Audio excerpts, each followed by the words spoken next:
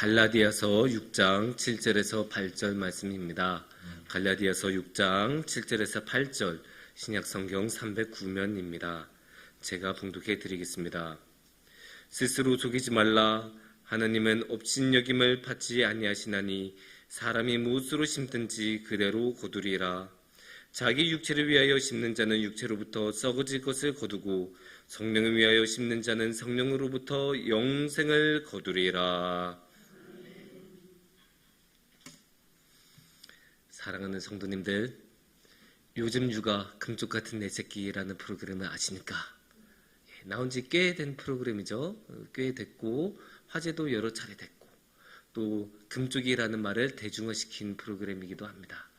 이 프로그램의 세팅 자체는 굉장히 간단하고 단순해요. 이제 어떤 문제아라는 아이가 있으면 그 문제에 관한 사연을 받아서 그 문제아라는 아이를 이게 관찰을 하고 상담도 하고 하면서 이 아이가 더 이상 그렇게 문제를 안 일으키는 좋은 아이로 이제 바뀔 수 있는 그런 치유를 할 수 있는 그런 노력을 하는 프로그램입니다. 옛날에 우리 아이가 달라졌어요 라는 프로그램하고 기본 세팅은 굉장히 흡사하다고 말씀을 드릴 수 있습니다. 근데 이 프로그램을 계속 보다 보면 한 가지 특이한 것을 알 수 있게 돼요. 이게 아이의 문제를 보는 프로그램이잖아요. 그래서 이제 아이가 왜 이렇게 문제를 일으킬까? 왜 이렇게 폭력적일까? 왜 이렇게 욕을 많이 쓸까? 왜 이렇게 다른 아이들하고 편안하게 지내지 못할까? 이런 것들을 이제 알아보려고 천천히 관찰을 하다 보면 정말 중요한 사실 하나를 깨닫게 됩니다. 이 아이의 문제는 대부분 이 아이 자신의 문제가 아니라 대부분 부모의 문제였다는 겁니다. 부모가 학대를 하거나 학대는 아니어도 방관을 하거나 사랑을 충분히 주지 않거나 아니면 편애를 하거나 뭐 여러 가지 문제가 있을 수 있겠죠. 근데 그런 것들이 다 아이한테서 나타난다는 거예요. 어쩌면 당연한 것인지도 모르겠어요. 5살짜리 아이가 나쁜 길에 들어선다고 하면 얼마나 나쁜 길에 들어설 수 있겠습니까? 그 아이가 뭘 알겠어요? 뭘 하겠어요? 그 아이가 배운 거는 어디서 대부분 배웁니까? 거의 다 부모한테서 배우지 않겠습니까? 우리가 그런 말 있잖아요. 아이는 어른의 거울이다. 근데 아이가 가장 가깝게 지내고 가장 영향을 많이 받는 어른은 누구겠어요? 당연히 부모예요. 그러니까 아이는 부모가 하는 대로 똑같이까지는 아니어도 비슷하게 따라가는 거예요. 부모가 열심히 책 읽으면 아이도 열심히 책 읽고 부모가 열심히 사랑으로 아이를 보살펴주면 사랑이 많은 아이가 되고 부모가 무관심하면 모든 것에 애정 결핍이 드러난 아이가 되고 부모가 맨날 TV만 보면 아이도 맨날 TV나 핸드폰만 찾는 아이가 되고 부모가 모든 것을 폭력으로 해결하려고 하면 아이도 그런 폭력적인 아이가 됩니다. 여기서 우리가 볼 수 있는 게 무엇입니까? 부모가 하는 대로 아이에서 결과가 나타난다. 그러니까 부모가 아무리 한탄해봤자 내 아이는 왜 그런지 모르겠어. 내 아이는 책을 왜 이렇게 안 보는지 모르겠어. 내 아이는 왜 이렇게 공부를 안 하는지 모르겠어 라고 한탄해봤자 소용이 없어요. 왜냐? 거의 다 부모가 했던 그대로 아이한테서 나타나기 때문이에요. 그러니까 부모는 자신이 했었던 그런 것들을 고스란히 결과로 돌려받는다라고 말을 할 수가 있습니다. 자신이 한 것 그대로 나타납니다. 근데 이게 육아에서만 그러겠습니까? 우리 인생 전반에서 찾아볼 수 있는 것 아닙니까? 이웃에게 평소에 잘했던 사람은 이웃이 나중에 그만큼 사랑을 돌려주기도 하고 그런 것 아니겠습니까? 그런 것을 이제 속담으로 말하면 뭐라고 표현할 수 있겠습니까? 콩 심은 데 콩 나고 팥 심은 데 팥 난다. 자신이 했었던 행동 그대로 돌려받는다. 그대로까지는 아니어도 굉장히 비슷한 형식으로 돌려받는다. 이렇게 말을 할 수가 있고 그런 것을 우리 조상들은 콩 심은 데 콩 나고 팥 심은 데 팥 난다라는 말로 표현을 했습니다. 그런데 이게 공교롭게도 신앙에서도 크게 다르지가 않아요. 이 콩 심은 데 콩 난다라는 말은 충분히 신앙에서도 적용할 수 있는 말이에요. 그래서 오늘은 근데 우리가 모두 다 좋은 콩을 얻기를 원하잖아요. 결과로 좋은 결과를 얻기 원하고 좋은 콩을 얻기 원하고 풍성한 콩을 얻기를 원하니까 그럼 우리가 그렇게 좋은 콩을 얻기 위해서는 무엇을 해야 되는지 한번 오늘의 말씀을 통해 이 시간 함께 생각해보는 시간을 갖도록 하겠습니다. 오늘의 말씀은 갈라디아서 6장 7절과 8절입니다. 7절과 8절은 이렇게 말씀하고 계십니다. 스스로 속이지 말라. 죄송합니다. 스스로 속이지 말라. 하나님은 업신여김을 받지 아니하시나니 사람이 무엇으로 심든지 그대로 거두리라.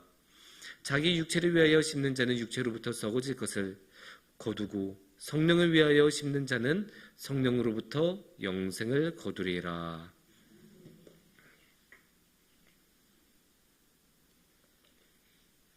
여기서 7절에서 스스로 속이지 말라라는 말이 나오잖아요. 좀 특이한 말인데, 근데 우리가 일상에서 자주 하는 말이에요.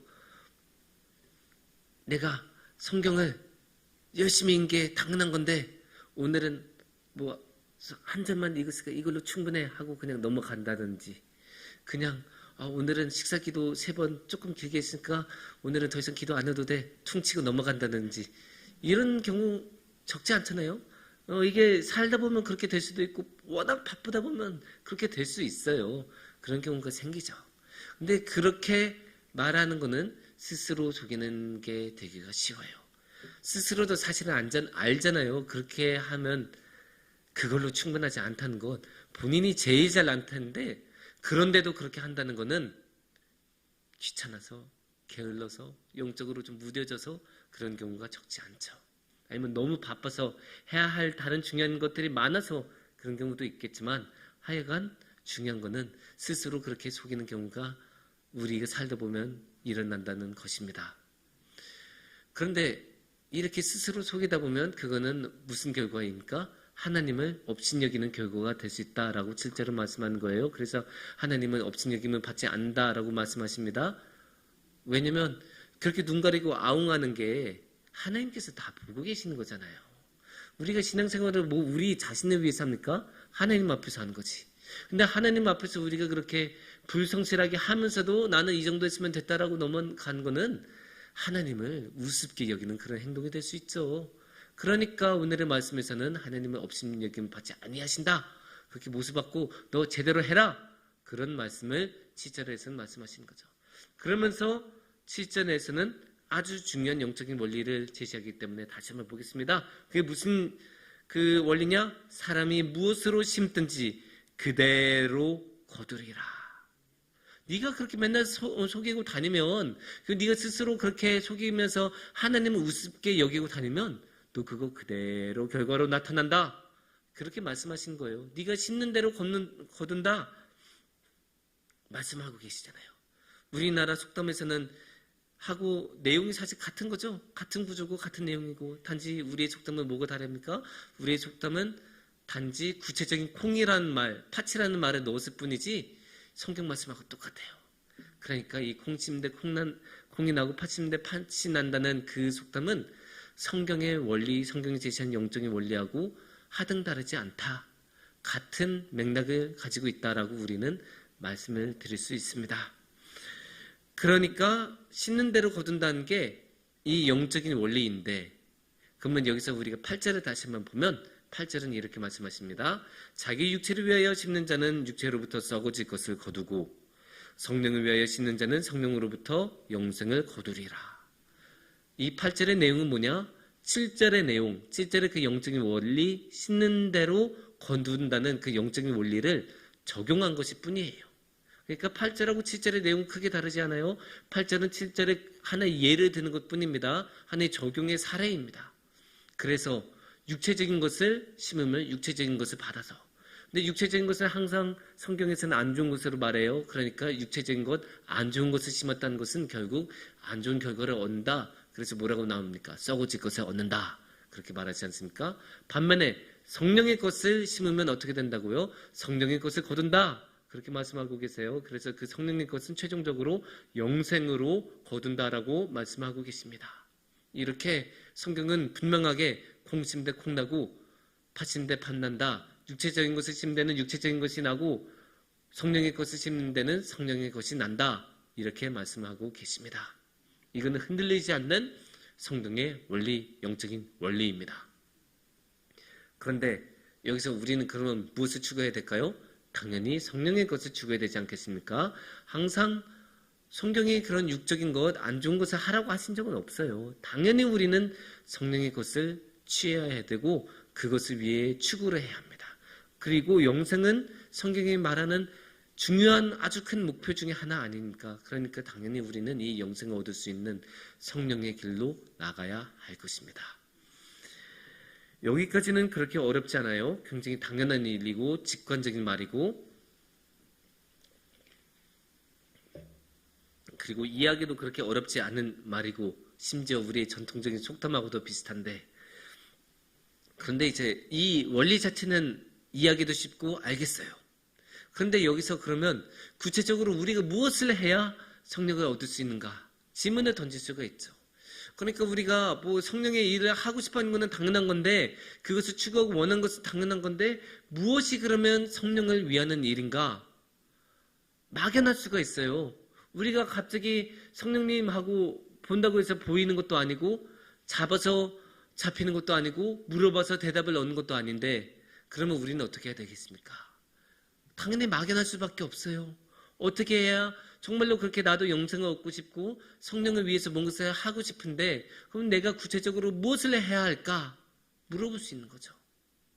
그래서 이렇게 직관적으로 우리가 알아차리지 못하고 대답을 얻을 수 없을 때 우리는 항상 무엇을 해야 합니까? 항상 성경을 펼쳐야 합니다. 성경을 펼치고 성경을 보고 말씀에서 지혜를 얻고 주님의 말씀을 통해 방향을 찾아야 하죠. 그러면 성경에서는 뭐라고 말씀하실까요? 데살로니가 후서 2장 13절이 여기선 도움이 됩니다. 주께서 사랑하시는 형제들아, 우리가 항상 너희에 관하여 마땅히 하나님께 감사할 것은 하나님이 처음부터 너희를 택하사 성령의 거룩하게 하심과 진리를 믿음으로 구원을 받게 하심이니, 이렇게 말씀하고 계십니다. 여기서 무엇하고 무엇이 연결이 됩니까? 우리가 지금 성령의 일을 계속 찾고 있죠? 어떻게 하면 우리가 성령을 위하는 길이 되고 어떻게 하면 우리가 성령을 위하여 심을 수 있을까? 성령의 일을 찾고 있잖아요. 근데 이 말씀에서는 어떻게 연결이 됩니까? 성령이 뭐하고 연결이 돼요? 감사하고 연결이 되고 있어요. 그러니까 성령의 일은 감사라는 것을 알 수 있고, 또 이 성령의 거룩하게 하심으로 우리가 무엇을 얻는다고요? 구원을 받는다고 하잖아요. 구원을 다른 말로 하면 무엇이에요? 영생이라고도 할 수 있는 거예요.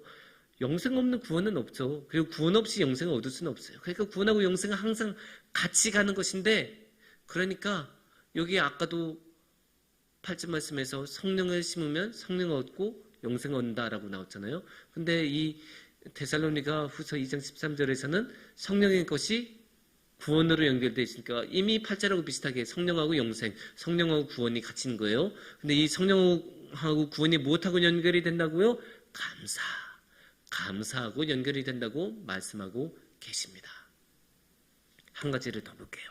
한 가지 구절 더 보겠습니다. 에베소서 5장 4절 말씀에 보시면, 누추함과 어리석은 말이나 희롱의 말이 마땅치 아니하니 오히려 감사하는 말을 하라. 그렇게 말씀하고 있습니다. 감사하는 말을 하라. 여기서 두 가지가 대조되고 있죠. 내용적으로도 대조가 되고 있는데, 이 한쪽에는 누추함, 어리석은 말, 희롱의 말이 있고 반대쪽에는 감사한 말이 있어요. 이 두 개가 지금 딱 그 대비가 되고 있죠. 대조가 되고 있어요. 그러니까 얘네 둘이 따로 가야 된다는 거예요. 당연히 앞에 것들은 안 좋은 거잖아요. 누추한 거 막 이런 거 어디 봐서 그게 좋은 것이 되겠습니까? 당연히 어리석은 말 이런 것들은 안 좋은 것이고, 감사는 그러면 당연히 좋은 말이 될 거예요. 그런데 이것을 다시 한번 8절로 가지고 오면 8절에서 뭐가 나왔어요? 육체적인 말이 있었고 성령의 말이 있었죠. 육체를 위하는 길, 성령을 위하는 길, 이게 두 개가 나눠져 있는데, 그러면 이 6장 8절과 이 5장 4절을 합쳐서 생각하면 어떻게 되겠습니까? 이 누추한 것, 어리석은 것 이런 것은 당연히 안 좋은 거니까 육체적인 것하고 같은 팀이 되겠고, 그러면 성령의 것은 무엇하고 팀이 되겠습니까? 이 누추한 것의 반대편에 있던 감사하고 한 편이 될 수밖에 없는 것 아니겠습니까? 이렇게 구조가 짜여져 있는 거예요. 하나님의 영적인 원리의 세계에서는 이런 육체적인 것, 누추하고 어리석은 것의 반대편에 감사와 성령이 있기 때문에 이 성령님은 항상 감사와 함께 간다. 이렇게 볼 수가 있습니다.